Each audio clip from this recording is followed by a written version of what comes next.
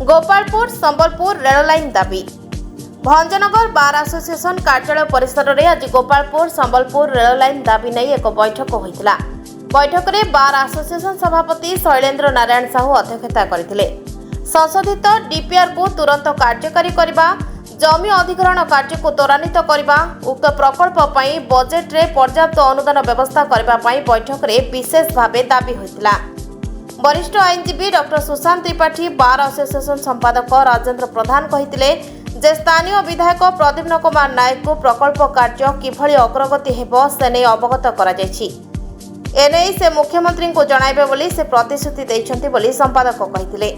पूर्वतन डीसीसी सभापति संतोष नायक कहते राजनैतिक इच्छाशक्ति रहिले प्रकल्प कार्य तुरंत आरंभ होई परिबो। सूचनाकर्मी बी शंकर पात्र कहते आंदोलन जेते तीव्रतर हेबो प्रकल्प कार्य सेते जल्दी आरंभ हेबो।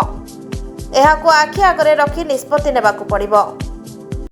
राजेंद्र कुमार प्रधान, क्रियानुष्ठान कमिटी, भंजनगर बार सेक्रेटरी। क्रियानुष्ठान कमिटी आगामी पदक्षेप कौन रहिबो, काहाकू भेटिबार कार्यक्रम रहिछि किबा किभली भाबे जो प्रस्ताव रहिछि गोपालपुर संबलपुर रेल लाइन ताकू नै कोठी दाबी उपस्थापन करा जिवो, कोन कोन पदक्षेप नै? आज विधिवत भाव गंजाम फुलवाणी बहुत एक समस्त एडवोकेट एवं एडवोकेट मान लीडरशिप को नहीं एक कमिटी क्रियानुष्ठान कमिटी डका जाइतिला।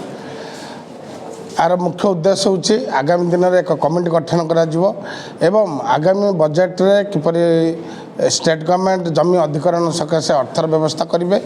तत्संगे संगे राज्य सरकार केंद्र सरकार सह कथबार्ता करी सहानुभूतिक परिस्थिति रे जमिति प्रथम बजेट रे जो आगामी बजेट 2024-25 रेलवे बजेट हम से बजेट रे आम जो अर्थदान मिनिमम 3-4 हजार कोटी टंका रखिए ताहले यह कार्यकारी होबार संभावना आगू निश्चय बढ़िबो।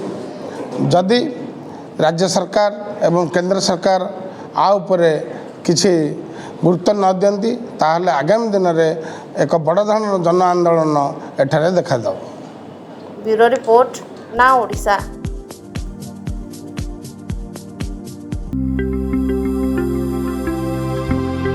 लेटेस्ट न्यूज अपडेट पाई www.nowodisha.com को लॉगिन करंतु।